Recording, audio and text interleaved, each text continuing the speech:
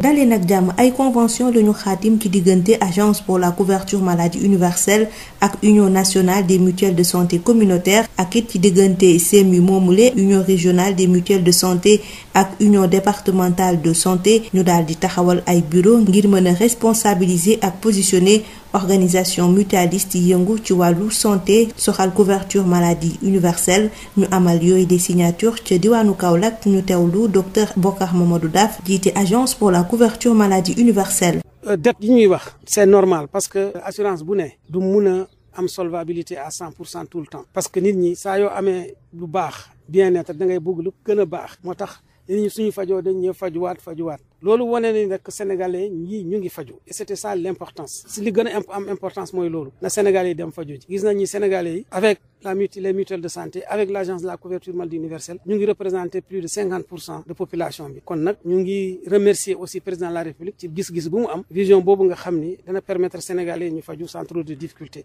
ci yoon boobu la ñu nekk xam nga sooy defee convention il faut que mu ànd ak dara pour ñu dem mun a def seen réunion ak yu demee noonu donc union nationale bi dinañ ko jagleel 20 millions union régionale bu nekk ñu jox leen 2 millions muy 48 millions au total loolu nag dina leen permettre suñu amee ay réunions yu ndaw réunion de suivi ñu war a def déplacement tuuti donc ñu mun ci jàpp mais loolu terewul aussi suñu amee yeneen yi nga xam ni dépassé na montant boobu agence baa ngi fi parce que ñoo seq liggéey bi ñoo ko bokk ñoo ko war a defandoo ensemble nañ fexe ba mbir mi donc aw yoon. André Demba Wade jiite conseil d'administration bu union nationale des mutuelles de santé communautaire du Sénégal di xamle ne signature yooyu dina tax ba ñu amal ay résultats yu positifs ci wàllu prise en charge médicale askan wi ñu teewlu ko ci micro Mamadou Kamara. convention yooyu entre agence la ak union départementale entre agence et union régionale et entre agence et union nationale des mutuelles de santé li yokkute la ndax yàgg nañu signé convention ak agence depuis 2018 mais yokkute la ci kaw agence ne tey li ñu doon def pour ay ndaw di dem di sensibiliser di liggéey pour mutuelle yi dama ciy boole tey jii dénk mutuelle de santé pour ñoom ñu ñuy gérer wàllu gratuité yi maanaam politique 0,5 ans plan Sésame politique césarienne ak yeneen politique yi nga xam ne agence moo ko jëloon muy dialyse ak yooyu ndax daf ci amoon ay jafe-jafe ci li mu ciy dépensé dafa bëri mu ne damay liggéey ak mutuelle yi tey pour ñoom ñu jàppal ma pour kuy ñëw di faju si léegi day jaar ci ñooñu mutuelle yi teg ñu tuddee ko bureau CMU pour mu jox leen lettre de garantie ñu doog a mën a faju parce que nit ñi dañ daan ñëw rek jubal day ñëw rek naan man magu 60 ans la wala lii la léegi dañuy jaar ci bureau CMU yo mooy tax ba ñu mën a trier tey xam kan moo war a faju ak kan moo farul faju donc loolu renforcement responsabilité mutuelle yi la ñu gis tey état di ko jox mutuelle yi te ñu koy rafetlu bu baax a baax fas yéene cee liggéey bu baax a baax itam pour li nga xam ne moom lañ ciy séntu ñu am ko pour signer convention mais convention buy renforcer aussi la position et la responsabilité des mutuelles de santé ci wàllu gestion couverture maladie universelle pexe yi ñu teg mooy benn bi ñu waxee mutuelle de santé dañu ne nag commune bu nekk am lu mu néew benn mutuelle mu nekk organisation bu jege nit ba nga xam ne boo nekkee ci benn commune yi di liggéey ak yeneen acteurs yi muy groupement féminin ak ñeneen pour que véritablement sensibilisation ma ciy profité pour rafetlu liggéey bi ñu liggéey ak waa santé ci seen agent de santé communautaire donc ñu leen di déployer aussi ñoom ñuy jàpp ci sensibilisation bi depuis 2018 ak agence ñu ne dañu renforcer communication marketing boobu ñu recruter lu mat ay 367 agents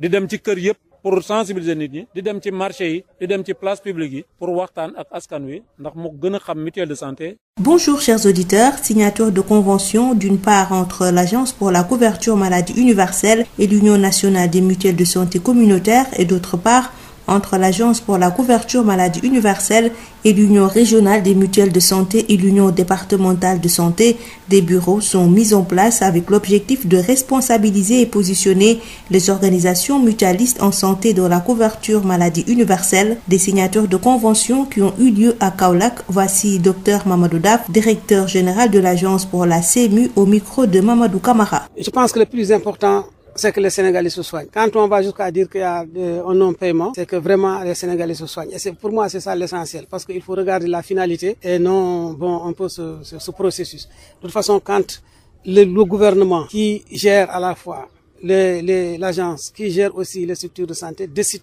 de mettre le processus comme ça, c'est qu'à un certain moment, on va payer. Et je vous rappelle simplement qu'en 2020, on a eu à mettre à notre disposition 15 milliards qui a permis d'apurer l'ensemble des dettes. Et c'est comme ça que ça se passe et je crois que ce n'est que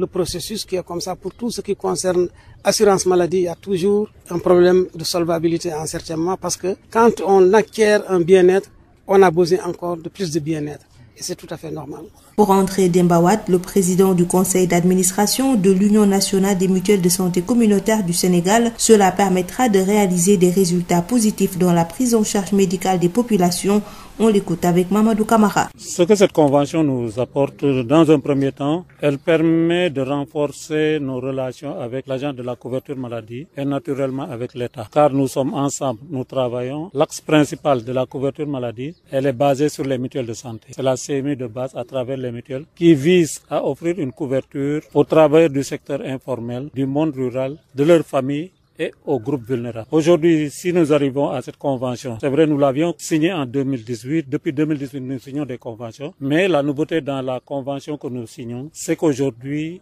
l'État est en train, à travers l'agence, de renforcer la responsabilité des organisations mutualistes dans la gestion de la couverture maladie. Nous étions dans un partenariat pour aujourd'hui prendre en charge les populations du secteur rural, les groupes vulnérables. Si l'agence aujourd'hui nous implique dans la gestion des politiques de gratuité, c'est une nouveauté, c'est des avancées et c'est une confiance qui est accordée aux organisations mutuelles pour qu'elles puissent participer à la gestion des politiques de gratuité. Et ce qui est recherché, c'est de rationaliser les ressources pour éviter les fraudes, les abus, etc. et faire tout le travail de contrôle a priori, mais aussi a posteriori. C'est tout pour aujourd'hui. Merci de nous avoir suivis.